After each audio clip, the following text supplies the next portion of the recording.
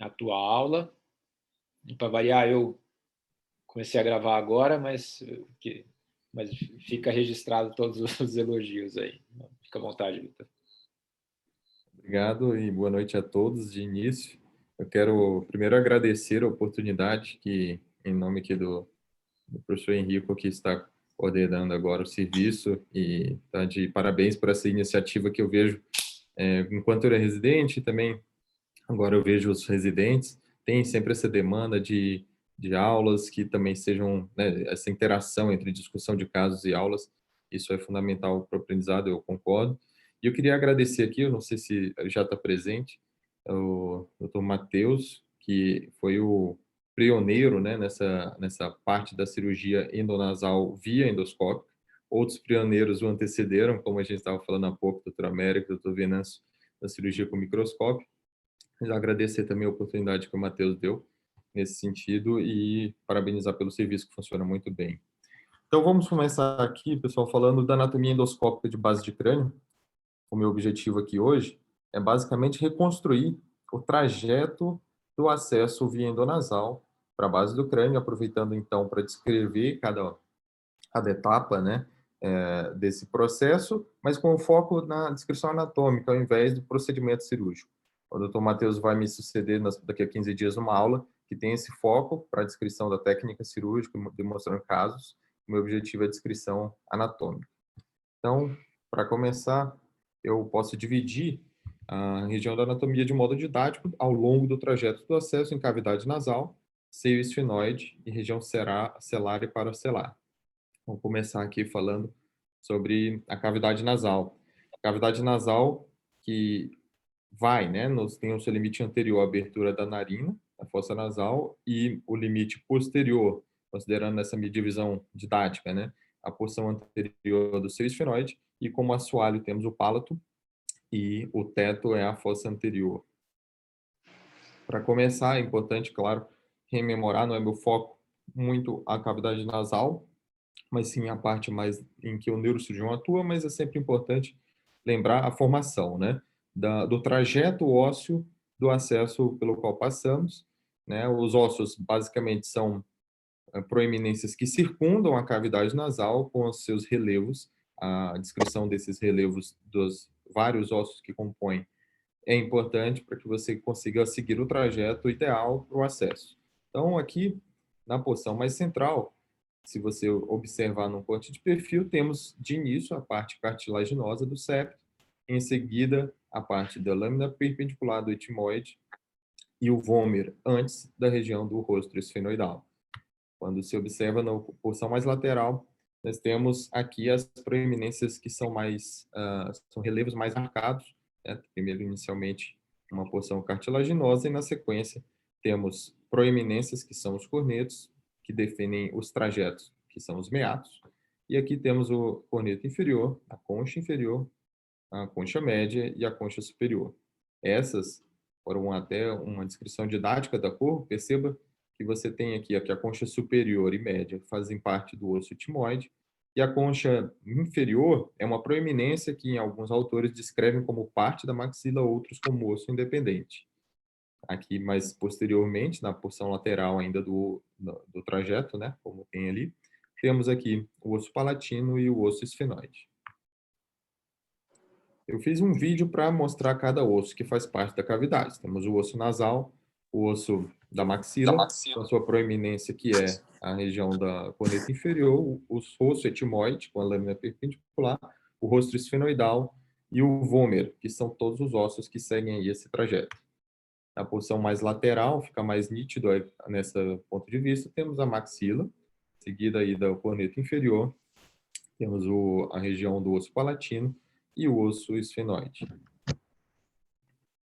Aqui é um pouco de como esses ossos se articulam, né? Temos o osso frontal, o etimoide e o esfenoide, e nesse corte temos o osso esfenoide, palatino, a maxila e o etimoide dessa região foi removido. Aqui um close-up aqui dentro do osso que é bem complexo de reconstruir mentalmente, que é a visão anterior do osso etimoide. Temos aqui a crista galli, posterior a ela temos a região da lâmina cribriforme.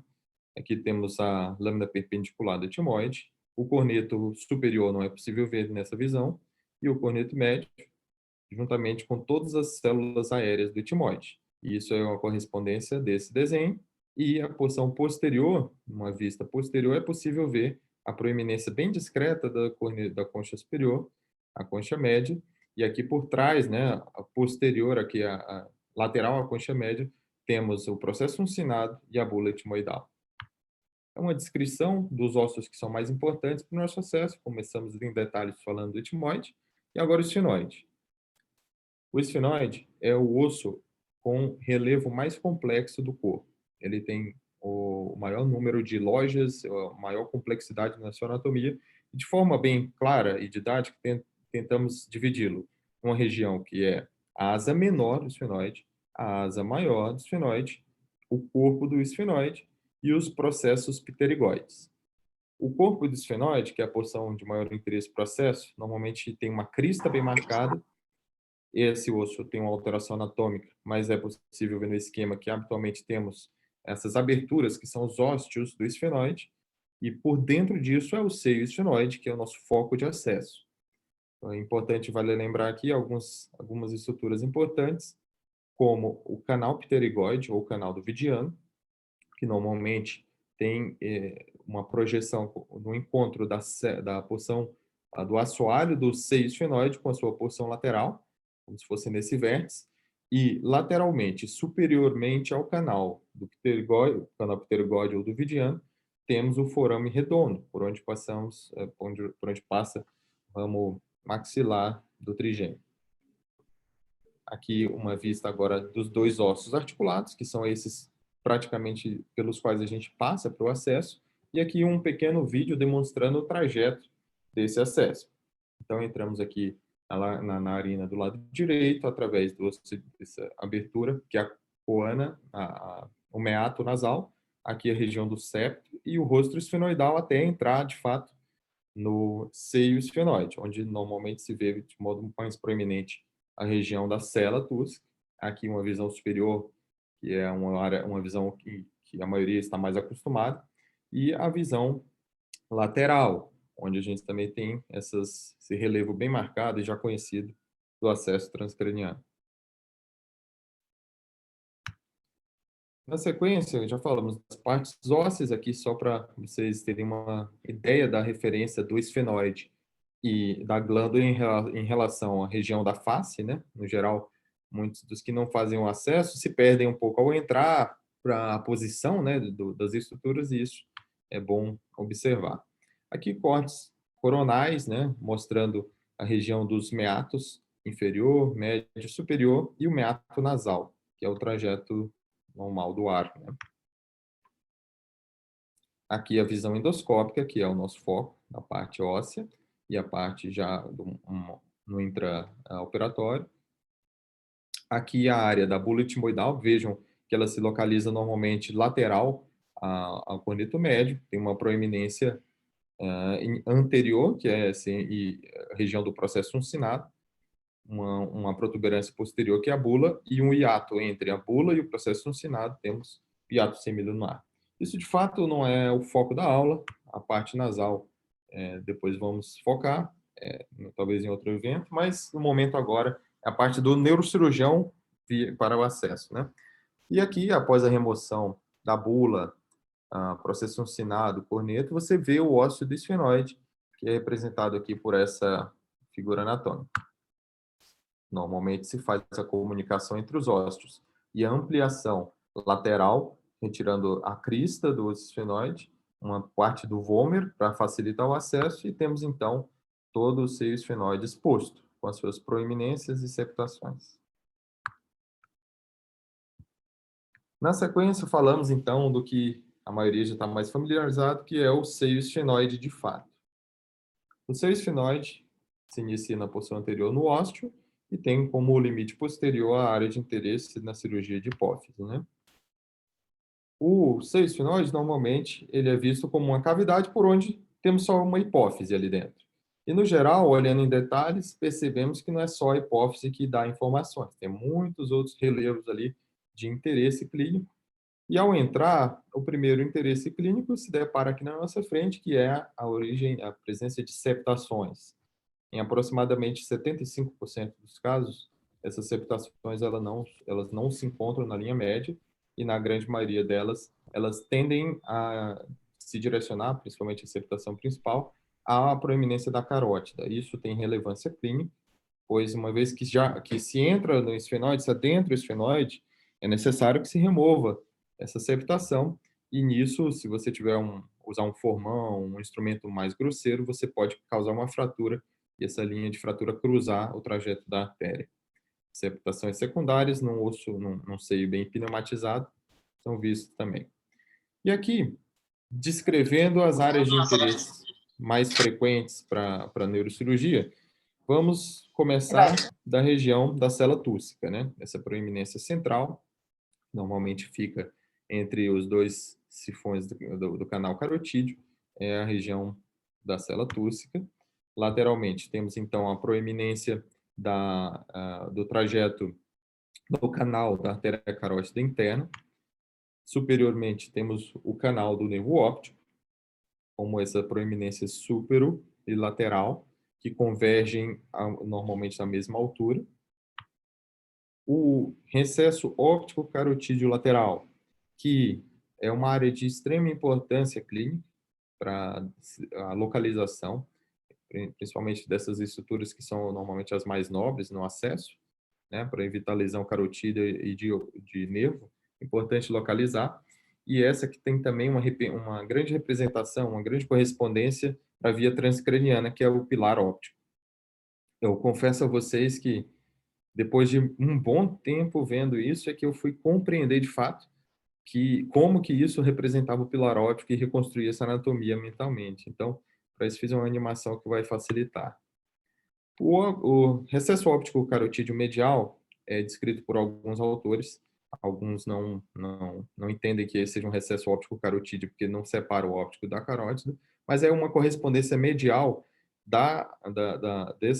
do recesso lateral, e que tem também a correspondência clínica, que é a clinoide média. Temos o plano esfenoidal, né, que é compreendido entre a região anterior e acima da região da proeminência do canal óptico.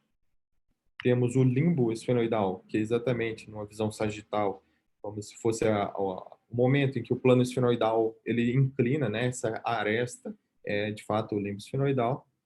Temos o sulco pré-quiasmático, né, toda a proeminência óssea que fica anterior ao trajeto do quiasma óptico. Temos o tubérculo celular, abaixo, entre o sulco pré-quiasmático e propriamente a célula tússica.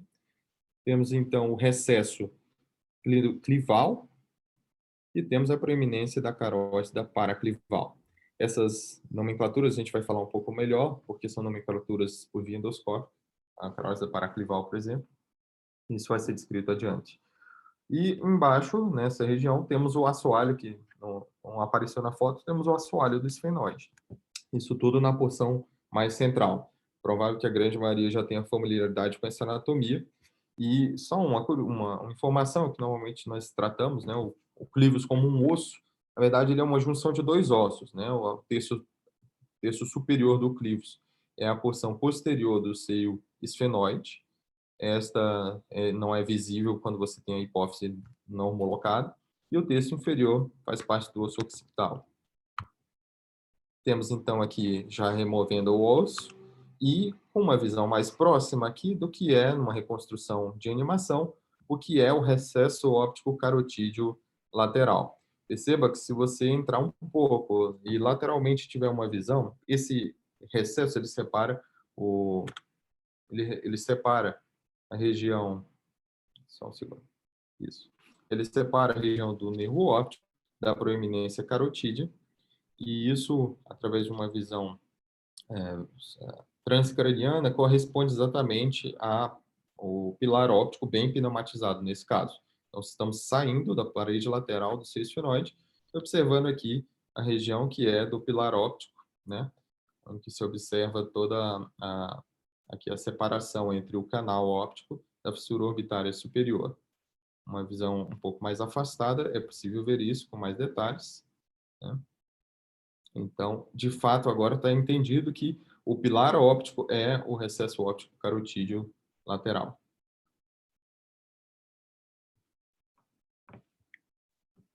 Dando sequência aqui, o que é o recesso óptico carotídeo medial? Isso, para reconstruir a anatomia também na nossa cabeça, é a região da clinoide média. Perceba que a carótida segue esse trajeto e o sifão carotídeo, ele bate no pilar óptico, né?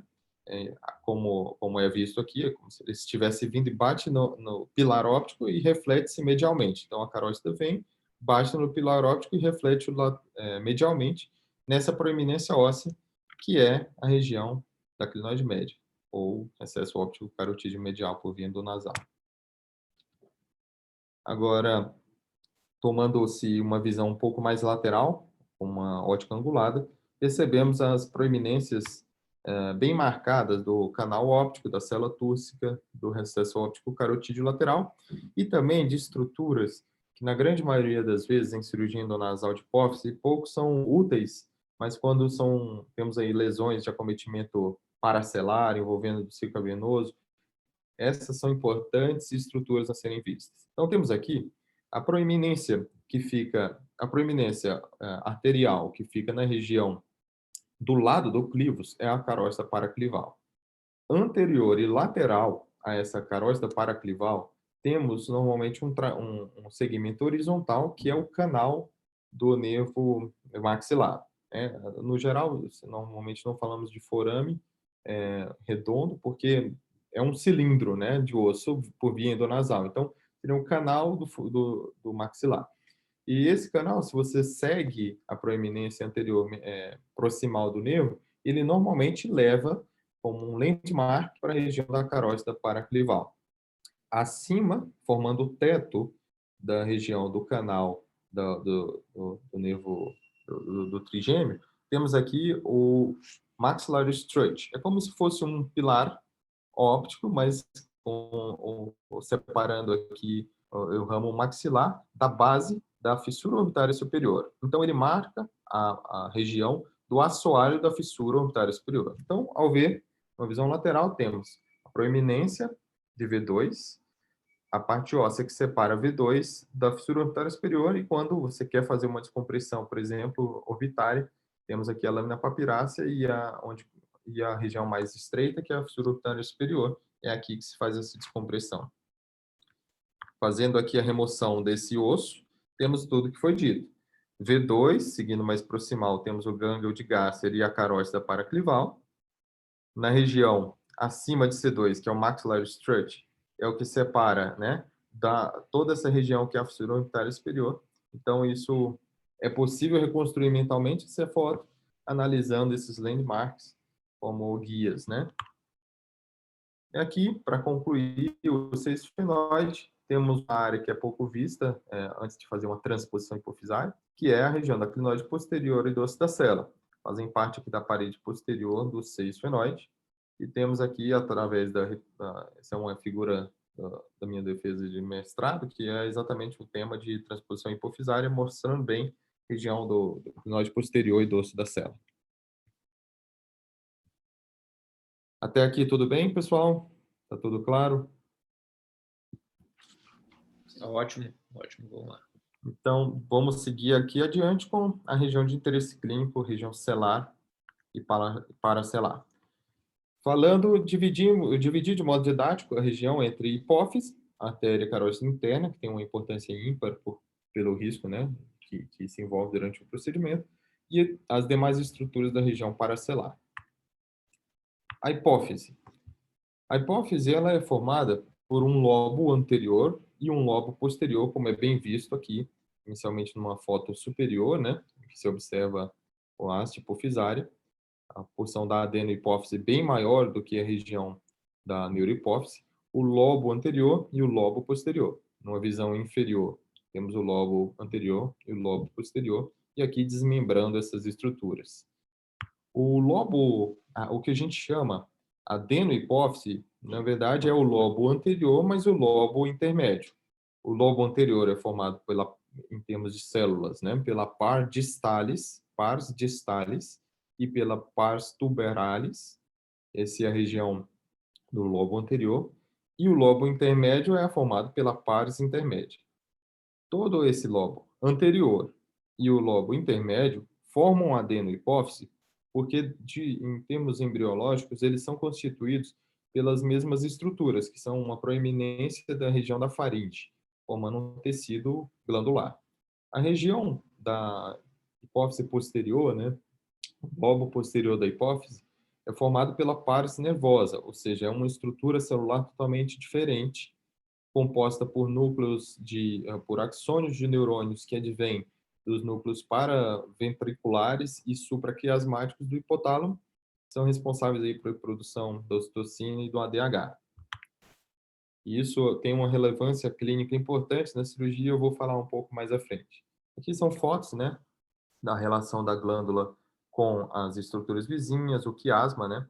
Aqui o quiasma e o diafragma. Aqui o hiato diafragmático. No geral, a hipófise ela tem, na média, 12 milímetros de comprimento lateral e anteroposterior, na média, de 8 milímetros. E isso torna a hipófise normalmente mais achatada e gordinha para os lados, a maioria das vezes. Nos gestantes, ela tende a ser mais redonda e maior. E a região do diafragma, ele é mais espesso na região lateral e vai afinando até a região do meato, do hiato diafragmático. Aqui uma visão lateral, e que confere o nome da cela túrcica, né? A cela túrcica advém da cela dos turcos, uma cela árabe desse formato que é semelhante à estrutura da cela, e onde temos a fossa pituitária e as outras estruturas, né? Aqui, uma das importantes fontes de discussão aqui é o que constitui, de fato, a parede medial do seio cavernoso. A gente vai falar um pouco mais à frente do que constitui pela relevância clínica dos tumores que eventualmente invadem essa região. E aqui uma descrição do nosso paper também que mostra aqui os ligamentos pituitários, né, que mantém a glândula aderida às paredes, e aqui uma foto da parede medial do seio cavernoso, que nem sempre é tão bem vista, né, tão frequentemente vista nos acessos pelos menos transcranianos, né. Aqui, um corte histológico, eu não vou me ater muito a essa parte, mas tem relevância clínica, porque a glândula, aqui a gente está fazendo um corte coronal, observando a glândula, e ela é descrita como tendo uma lâmina própria, aderida intimamente à glândula, e uma outra camada que é dita a cápsula da hipófise, né? Essa cápsula e a lâmina própria, elas são facilmente separáveis, como vocês viram no slide anterior. E a parede medial do seio cavernoso é formada por uma parte dessa cápsula hipofisária e a outra componente, isso é meio dúbio na literatura, a gente vai falar agora no próximo slide. Mas nesse slide é possível ver uma importante característica. No corte coronal, nós temos aqui o diafragma celar. E se vocês observam bem, o diafragma celar é constituído pela cápsula hipofisária e pela camada externa, o folheto externo da dura mater. Então, não é incomum que num ato cirúrgico você opere e de repente perceba, nossa, esse diafragma está meio espesso, porque você de fato pode ter a glândula aderida ao diafragma pelo fato de o diafragma ser constituído pela cápsula da glândula. E aqui, essa dissidência, né, que tem papers que falam, né, um paper bem famoso aqui nesse tema, que é o do Ribas, fala que a parede medial do seio cavernoso é formada por uma única camada, a camada mais externa da dura mater, né? Perceba a camada endóstel aqui e a camada mais externa, e ela reflete-se formando essa camada que é única na parede medial do seio cavernoso, que não é aderida à glândula hipofisária. O Sontal é uma análise muito mais detalhada por envolver microscopia. Ele observa que a parede medial é formada pela cápsula, mas também por um conteúdo que é o que o Houghton descreve como lâmina reticulada, né? Esse conteúdo, então, na visão dele, é uma área de dupla camada. Por que isso tudo? Por que a gente se atém muito a isso? Para saber quais são os tumores que tendem, quais são os pacientes que tendem a invasão do seio cavernoso, tornando a cirurgia, então, mais difícil e com chance de ressecção insatisfatória. Então, no geral, A importância clínica disso é que foi descrito como uma membrana, uma área que não é descontínua, ela não é tão resistente quanto o diafragma, por isso você pode ter invasão, mesmo em tumores que não têm um componente suprasselar importante. E uma outra importância clínica da histologia é essa. Num corte sagital, perceba que a camada da lâmina própria e cápsula da adenohipófise, ela é frouxamente aderida à região da dura mater endosteal do assoalho celular. Ao passo que na porção mais posterior, essas camadas se unem, de modo que a neurohipófise ela é bem mais aderida histologicamente à região da cela. Não é à toa, então, que qualquer procedimento que você tem manipulação glandular tem grande chance de causar diabetes insípidos, porque essa região da neurohipófise é responsável pela produção, né, do ADH. Então, é por isso que a gente tem mais distúrbio, por exemplo, de ADH do que um distúrbio de hipoprodução de hormônios hipofisários. Aqui uma foto do Néter mostrando a vascularização, né, de forma resumida, a vascularização arterial advinda das artérias hipofisárias superiores, que são ramos proximais da carótida supraclinoidea, e as artérias hipofisárias inferiores, que normalmente entram nessa parte intermédia, formada aqui por ramos da carótida no seu segmento cavernoso, a partir do tronco meningo hipofisário. Aqui fotos cirúrgicas da vascularização advinda das artérias hipofisárias superiores, que normalmente são múltiplas, né? Essa artéria tem uma grande importância clínica no craniofaringioma, como a gente teve casos recentes. É possível, manipulando isso aqui, ter problemas tanto que asmáticos quanto glandulares, disfunções glandulares ou hipotalâmicos.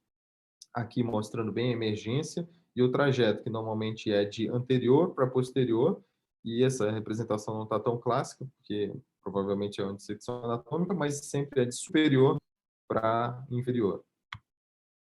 Aqui, a artéria hipofisária inferior, né, emergindo do segmento cavernoso da carótida. E agora, numa visão endoscópica, né, isso aqui também são fotos das nossas dissecções, temos aqui, ao levantar a hipófise, os segmentos, aqui numa visão com ótica de 90 graus, a emergência da hipofisária inferior adentrando a região do lobo intermédio entre a neurohipófise e a adenohipófise.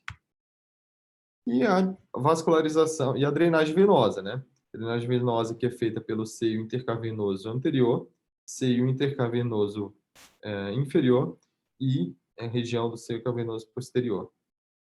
Esse que é comunicado aqui amplamente comunicado com o plexo basilar. E por fim, vamos falar aqui, não menos importante, vamos falar aqui, concluindo aqui, a região da artéria carótida interna. E essa artéria é sempre um dilema, né? Eu lembro bem das aulas do Dr. Helder, reconstruindo mentalmente, né, dizendo das curvaturas, e isso ajuda muito na compreensão por via endoscópica. Então, aqui é uma demonstração do trajeto imaginário da carótida, né? No seu segmento em que ela emerge do osso petroso, faz um segmento em que bate na parede lateral do seio seio esfenoide, emerge superiormente, tem o seu trajeto e bate na clinoide e emerge na porção supraclinoidea. Aqui, após a remoção da dura mater, é esse o trajeto, exatamente, que a gente já conhece bem.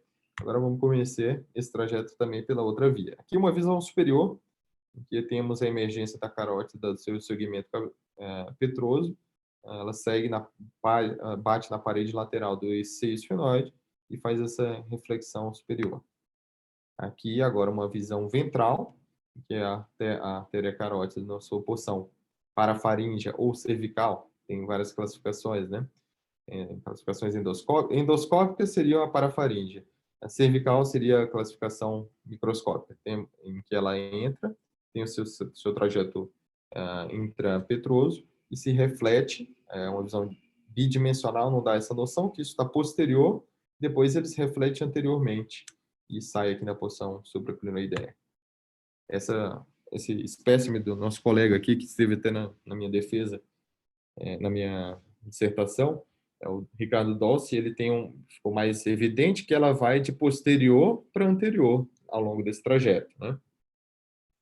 E aqui, talvez um dos slides mais importantes para a descrição do trajeto da carótida, temos aqui a carótida no seu trajeto parafaríngeo ou cervical, na descrição por via transcraniana.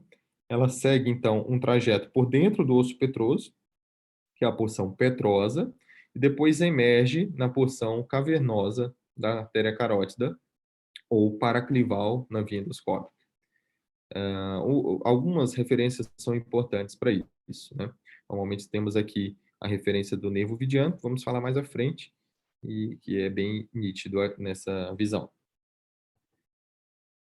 O nervo vidiano, ele segue aqui da fossa pteriopalatina, a partir do gânglio pterico-palatino, e segue posteriormente, marcando a transição entre a carótida petrosa e a carótida paraclival. Você remove a língula, você consegue ver melhor e a gente vai ver isso à frente. Temos aqui, então, só em resumo, né? A região da carótida parafaríngea, a carótida petrosa, interpetrosa, a carótida paraclival, a carótida paracelar, a carótida clinoideia e o segmento supraclinoideu. E tem os seus diversas subdivisões, que não é o foco aqui. Aqui a porção do sifão carotídeo, mostrando os sinusoides ainda do seio cavernoso. Eu vou só marcar, vou voltar 2 slides para marcar os landmarks disso. Então, a região da carótida parafaríngea, ela é da origem da carótida interna até o início da porção petrosa.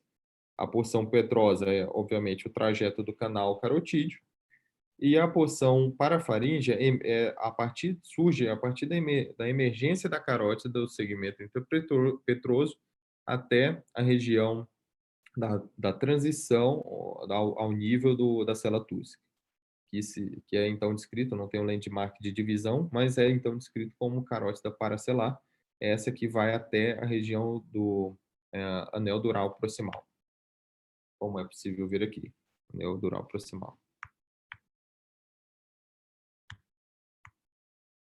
E para concluir, temos aqui a região paracelar, uma estrutura de super grande importância pelo seu conteúdo e pelos riscos intraoperatórios, que é o seio cavernoso.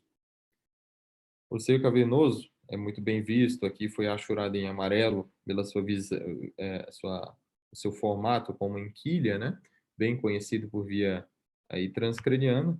É possível vê-lo também de uma visão superior, né? É como se fosse uma estrutura piramidal, em que a porção anterior é mais estreita do que a porção posterior. Uma visão lateral, em que se observa essa imagem de característica triangular, e a visão superior. Essas visões são todas muito comuns para a nossa prática transcraniana, apesar de não ser comum operar seio cavernoso, mas agora a visão intraendoscópica, né, na visão endoscópica, o seio cavernoso, ele compreende toda essa região da emergência da carótida a partir do seu segmento petroso até a região do anel dural proximal. E apresenta alguns compartimentos, de modo didaticamente dividido, até para facilitar a descrição das lesões. O seu compartimento anterior-inferior, ele normalmente é descrito como o compartimento do seio cavernoso anterior à porção ascendente curta da carótida e inferior à porção horizontal da carótida paraclival e paracelar. Então, todo esse componente é o seio cavernoso no seu segmento, no seu compartimento anteroinferior. O compartimento superior é descrito como todo o compartimento que fica superior ao trajeto horizontal da carótida. E o compartimento posterior é, então, obviamente, posterior à porção da carótida ascendente nesse trajeto.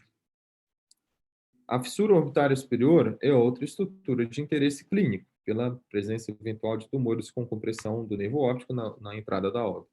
A gente já falou um pouco dela, quando descreveu a região do maxilar strut, e aqui dá para ver com mais nitidez.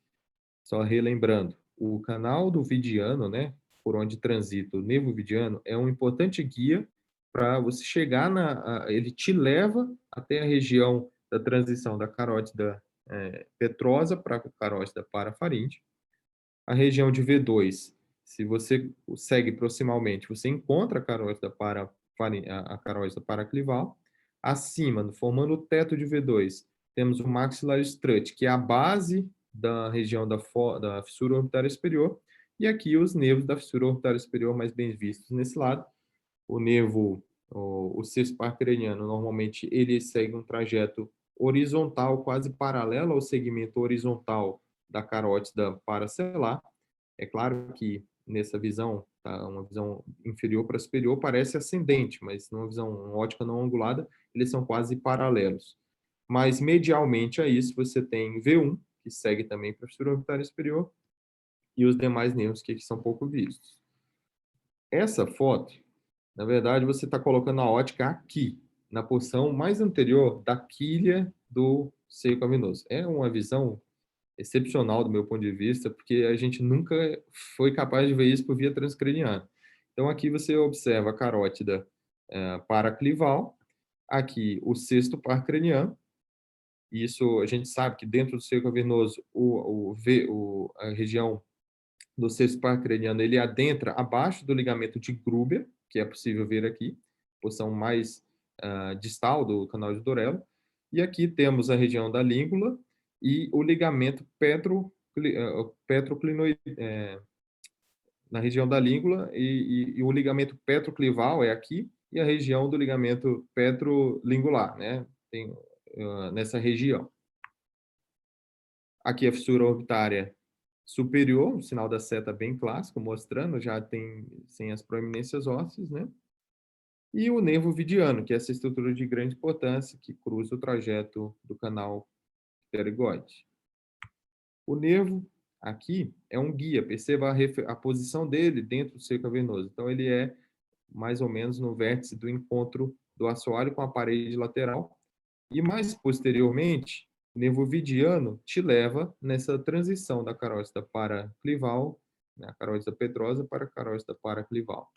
Nessa visão, está extremamente bem visto que, de fato, não é um forame pterygoide, na verdade, um canal, um cilindro ósseo, né, na visão endoscópica, que marca bem. Então, essa estrutura é importante em caso de tumores que expandem muito a estrutura ou ocupam completamente a estrutura do interior do seio esfenoide, ou apenas até em casos de não pneumatização em crianças, ou tumores, como a gente viu recentemente, osteomas gigantescos, né, que fazem que dão aí segurança para a gente. Em lesões proliferativas ósseas, isso tudo é uma pedra de osso e que você tem que, na verdade, seguir esses landmarks anatômicos. Para chegar lá, e claro, a navegação ajuda bastante, né?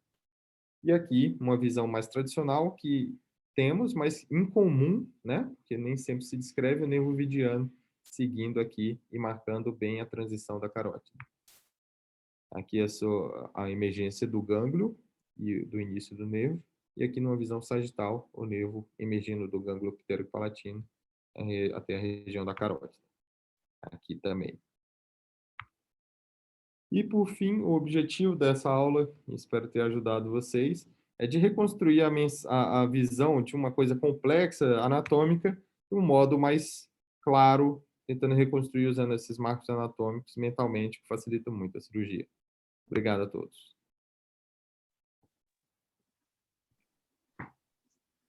Excelente, Vitor. Parabéns pela aula. Eu quase entendi a anatomia dessa região. Não, parabéns pela aula. Muito, muito boa, muito Achei muito ilustrativa. boa também, viu, Vitor? O que foi, Andrei? Eu achei muito boa. É um negócio que tem algumas coisas que ele fez de reconstrução ali da carótida, petrosa, por dentro, por fora.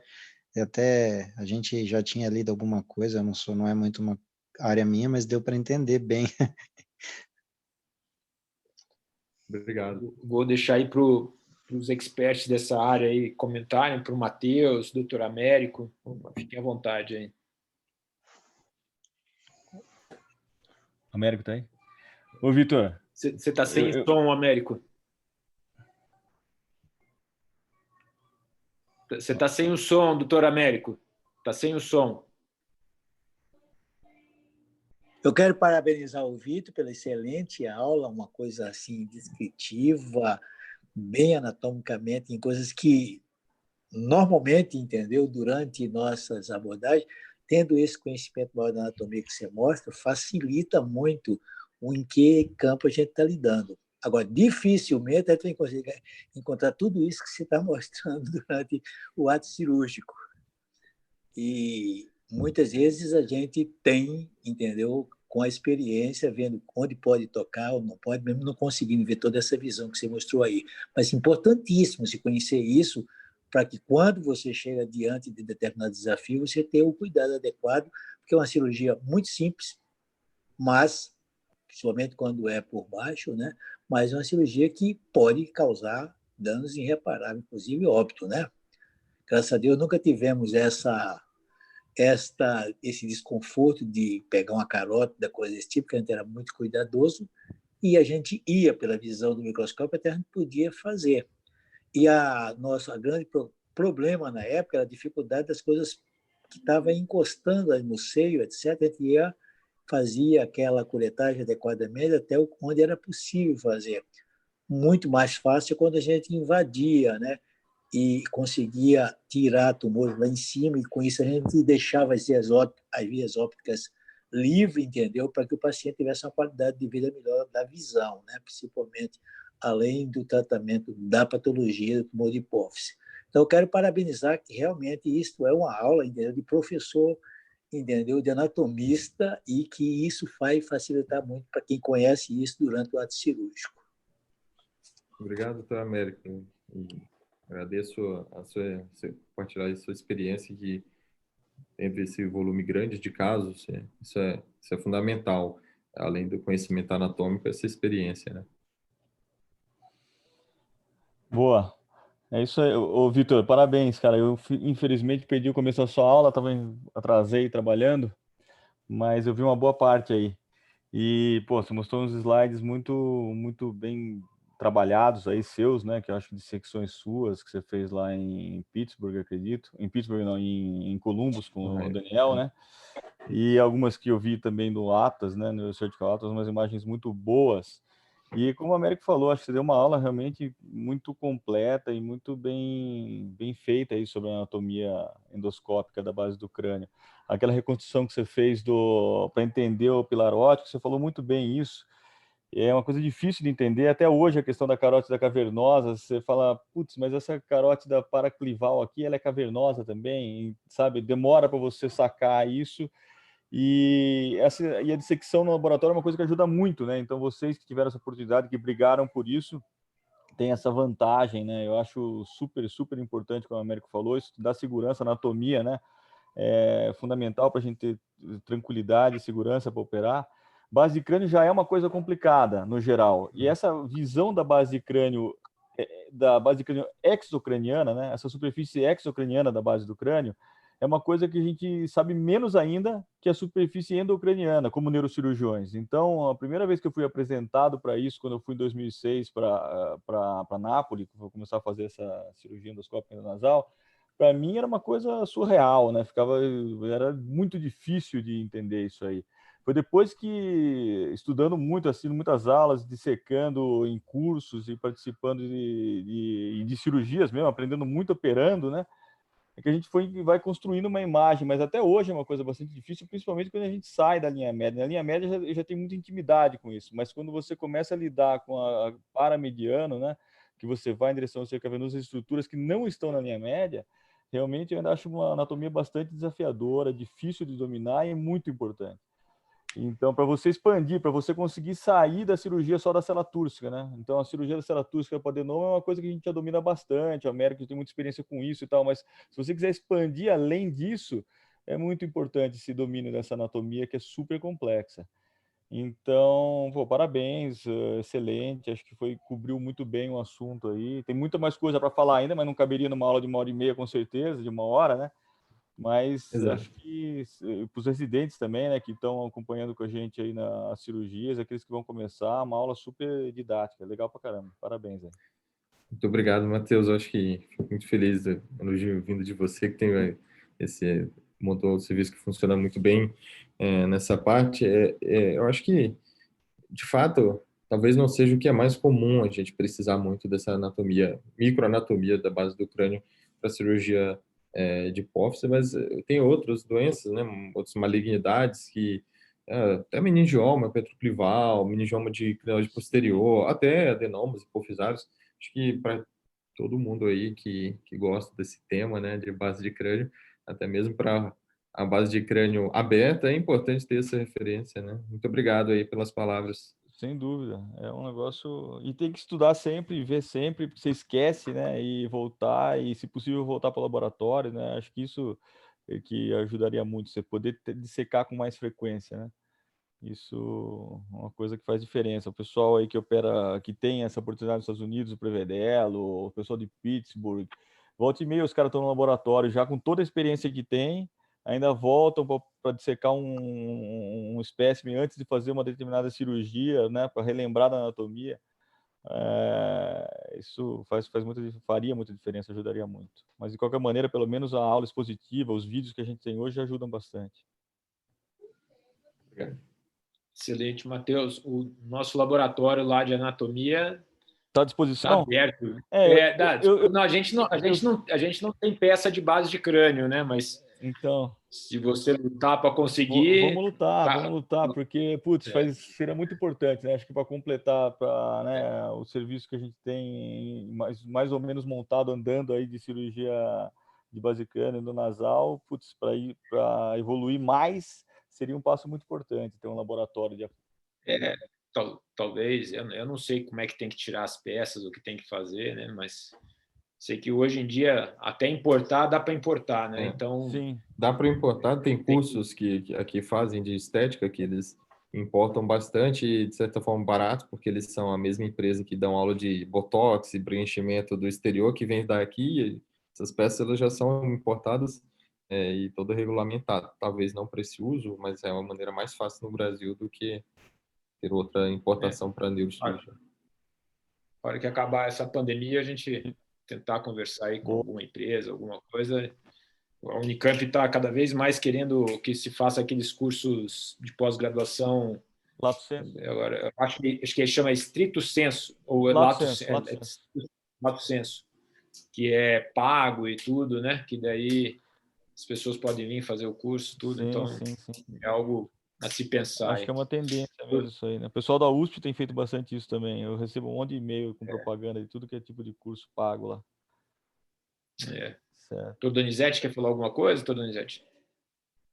Rico, eu queria fazer uma colocação do tempo do Américo, mas que a gente, quando adentrava isso aí, o medo era a carótida, era achar a carótida dos dois lados, quando o Matheus começou, e eu não, mas teve residente meu aqui no centro médico, que estava tudo bonitinho, não, o Gerson fazendo isso daí, o Gerson, não, só vou dar uma redonda, tá bom, pá!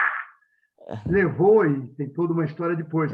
Mas o que eu fico muito feliz, Henrico, é de ver como o Vitor está fazendo. Eu acho que está passando da hora da neurocirurgia recuperar a cirurgia transfenoidal. Porque quase todo mundo vai operar, chama o otorrino para fazer junto. Aqui no centro médico, o Matheus não passa aqui, o Shone deita e rola. O Shone deve ter mais de 1000, porque ele opera comigo, com o Ivens, com o Vargas, todo mundo que opera aqui. Então, quando eu vejo o Vitor fazendo esse trabalho, o Matheus já faz, eu acho que tem que estimular o neurocirurgião a recuperar essa cirurgia. Eu fiz meu pós-doutorado lá em Montreal, e o brasileiro que fazia transfenoidal em Montreal, o cara era um monstro. Como é que ele chamava mesmo? Você lembra? Que fazia transfenoidal em Montreal? Que Foi o papo, ele descreveu todas as formas, de onde saía, como que era. A técnica dele. Hardy é brasileiro. Gilles Hardy. Gilles Hardy, conversei muito com ele. Foi o precursor da cirurgia transfenoidal. A primeira descrição foi do Cushing. O precursor foi o Cushing, mas ele foi o cara... A primeira cirurgia que fez foi o Cushing. Só que o Cushing abandonou porque não tinha visão. Isso. Não tinha visão. E aí o Gilles Hardy conseguiu fazer a mesma via do Cushing com o microscópio. E aí, com microscópio e com controle com fluoroscópio, né, com intensificador de imagem. Foi isso aí que ele colocou, que revolucionou. E a técnica dele foi usada desde, acho que esse paper dele, essa publicação é de 68, se eu não me engano, do Hardy.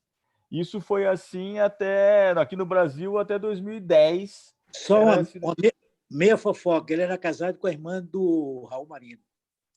Ah, é verdade. Viu? E a gente jantou várias vezes no MNI, lá em Montreal, e por isso que eu estou dizendo que a neurocirurgia tem que recuperar a cirurgia transfenoidal, porque o Júlio operava tanto que ele trabalhava só 6 meses no Canadá. Depois ele já tinha preenchido todas as cotas dele de operar, ele ia operar na Arábia.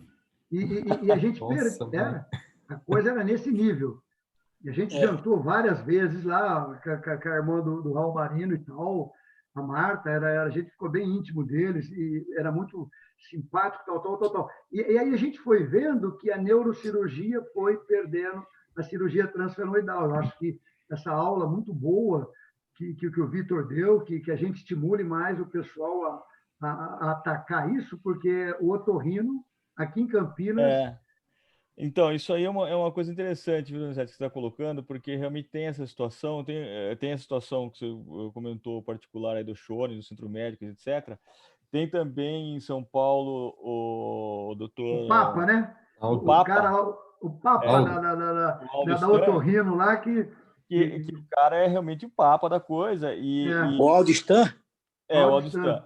E muitas vezes o neurocirurgião faz um papel de figurante na cirurgia dele, pelo que eu ouço falar eventualmente.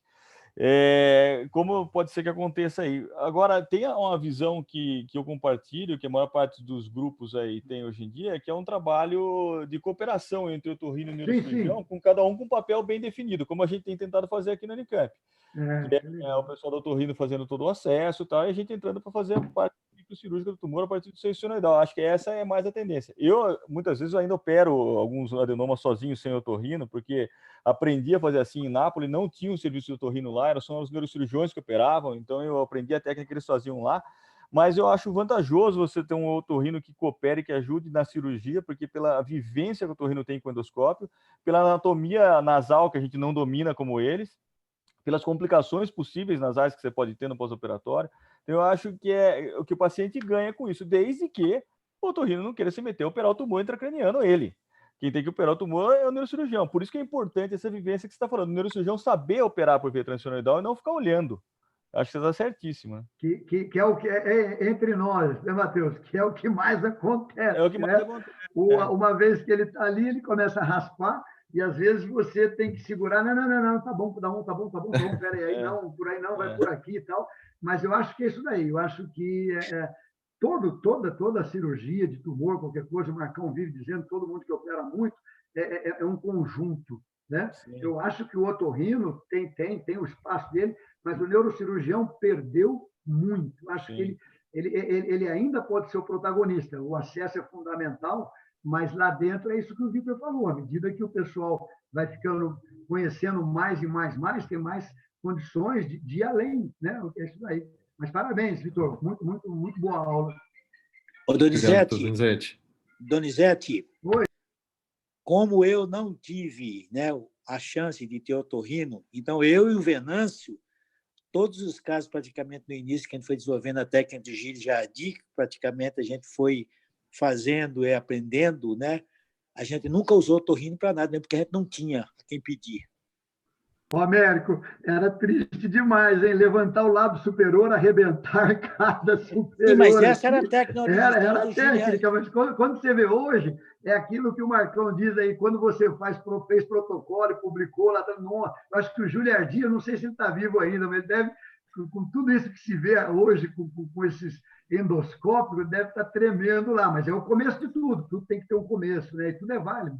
As experiências, a curva do aprendizado. Você imagina o pessoal que passou dessa passagem aí para a endoscopia de hoje, né? É bem legal. Uma coisa importante que o doutor Donizete levantou, que é essa questão do otorrino, eu acho que o otorrino, de fato, ele não é o nosso concorrente, ele é o nosso parceiro nessa cirurgia eles têm que agregar, como o Matheus falou, a parte nasal. E uma das coisas que me fez mudar muito a visão, acho que o Matheus deve ter tido essa mesma sensação quando chegou em Nápoles, é a questão de que o endoscópio, a cirurgia endoscópica não é uma especialidade por si, ela é uma ferramenta da cirurgia da base do crânio. E quem tem o domínio da cirurgia da base do crânio é o neurocirurgião, que conhece microanatomia. Então, para as lesões, digamos assim, não só celares e tal, algumas vezes os otorrinos podem extrapolar, mas invadindo lesões com invasão do seio cavernoso, envolvimento carotídeo, fossa anterior, qualquer outra invasão, foge do domínio anatômico e do manejo mesmo, de operar um tumor ou de coagular cérebro. Isso não é do dia a dia deles, e isso ficou bem claro para nós, que o cirurgião que opera isso é o base de crânio, que em indicações adequadas faz por via endonasal ou faz por via aberta, e isso o otorrino não tem como fazer, né? Graças a Deus, né? Algum dos residentes quer fazer alguma pergunta técnica, anatômica para o Vitor aí? Não sei, o Clayton, que ficou em Pittsburgh, o Maeda, que está aí, ou um dos residentes mais novos, se quiser fazer alguma pergunta de anatomia. Fala, Vitor. Obrigado aí pela aula, foi muito bom. Eu tenho só um comentário aí que você É falou. o Henrico que está falando ou é o Cleiton? É o Cleiton. Não, é o Henrico da semana passada. A semana passada Eu tenho mais cabelo, passada, cara. Eu tenho mais cabelo. Semana passada tinha Ô, Henrico. um Henrico um pouquinho mais novo aí apresentando. Ô, Henrico, eu falei, Henrico, que apesar de ser mais novo, você tinha mais cabelo na época. Na época eu tinha um monte de cabelo. Eu te defendi. Deixa eu te falar. Essa semana passada eu fui para Santa Catarina e operei com meu tio lá, né? Aí meu tio viu uma foto minha e falou, mas não lembro de você com cabelo. Eu falei, eu perdi todo o cabelo com você aqui, pô. Vai lá. Fala lá, Cleiton, desculpa. Não, sem problema. Então, a maioria sabe, eu tive a mesma oportunidade que o Vitor de fazer um fellow lá nos Estados Unidos. Eu fiquei em Pittsburgh, no caso, e foi bem isso que o Dr. Matheus comentou. Lá, Pittsburgh, um dos maiores centros de endoscopia de base de crânio, ainda hoje os chefes de lá vão para o laboratório no domingo, no sábado, para rever anatomia quando tem um caso diferente. Então, assim, sempre vão para o laboratório para trazer mais, para aplicar na prática, né? E só tem um comentário aí que você falou no começo da aula sobre o recesso óptico carotídeo medial, que a relação dele com a clinoide média, né? Que isso foi o que descreveram mesmo, né? Que o processo óptico carotídeo medial, inicialmente o Castan descreveu como se fosse a mesma coisa que a clinoide média. Mas, na verdade, o óptico carotídeo medial ele fica mais relacionado com o próprio tubérculo cella do que o próprio clinoide médio. A clinoide média ela é muito variável, às vezes está presente, às vezes proeminente, e o principal marco dela é como o teto do seio cavernoso mesmo, né? Mas isso é uma coisa que é bem discutível em quem faz endoscopia de base de crânio, é a relação do óptico carotídeo medial com a clinoide média. Uns falam que não é a mesma coisa, enquanto outros consideram que seja a mesma coisa, né? A região do óptico, do recesso óptico carotídeo medial, até na própria nomenclatura não faz muito sentido no aspecto de que não separa, né, a carótida do nervo óptico, e ela é uma região, né? Se você vê bem o paper do Cassan, ele fala que é um ponto-chave na cirurgia, para que você tenha, inclusive, a possibilidade de afastar, né, sem empurrar, né, mas afastar a porção medial do seio cavernoso ou a própria proeminência da carótida após a remoção do osso. Porque isso é uma coisa, inclusive, que a gente vê muito quando eventualmente reopera um caso que alguém fez que não tem tanta intimidade com a coisa, a abertura celular pequena, então você tem esses ângulos em que você não tem visualização por nasal sem a abertura da região anterior da célula.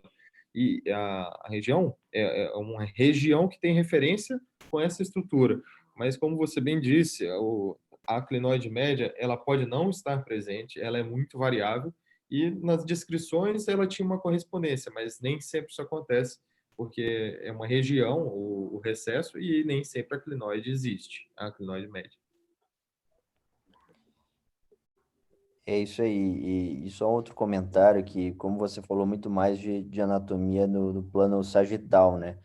O que o Dr. Matheus falou é muito verdade. A curva de aprendizado para anatomia endoscópica no plano coronal é muito mais alta. Então, quando você começa a estudar acesso transpterigóide, própria carótida interna parafaríngea, é tudo muito mais complexo de se entender, né? Mas foi muito boa a aula aí, Vitor. Muito obrigado aí. Valeu. Muito bonitas Obrigado. fotos. Obrigado. Excelente. Bem, daqui 15 dias é a tua aula, né, Matheus? Opa! Depois, agora o Vitor facilitou meu trabalho aí, que ele já falou, explicou todo o caminho, daí a gente vai mostrar um pouco de clínica cirúrgica. Legal, Aí legal. vai ser legal. Vai Tomara que complementar. Legal essa Complementar bem. organização, né? Na sequência. os casos cirúrgicos, acho que vai ser bom. Se vocês puderem estar aí todo mundo de novo, vai ser legal. Sim, estaremos. Bem, eu quero comunicar que o Dr. Marcos Giglio agora é mestre, né? O Giglio defendeu o mestrado segunda-feira. Opa! Foi aprovado. Então, Aí, parabéns. Parabéns, hein? Valeu, terminou. E onde vai ser o chopp? Então, esperava quarentena, a gente marca com certeza. Nossa, Gigo, esperar a quarentena. Tanto chopp prometido que não vai caber, né? O que é? É tanto chopp prometido, né? Encerramento de Maeda, encerramento de não sei o quê. Pois é, tá. Mas vamos fazer sim. Tá bom. Excelente, Parabéns. pessoal. Parabéns. Legal. Valeu. Nos vemos semana que vem. Obrigado a todos. Boa noite. Semana que vem. mais. Parabéns, Vitor. Tchau, pessoal. Tchau. Um abraço. Parabéns, Obrigado, parabéns. Matheus.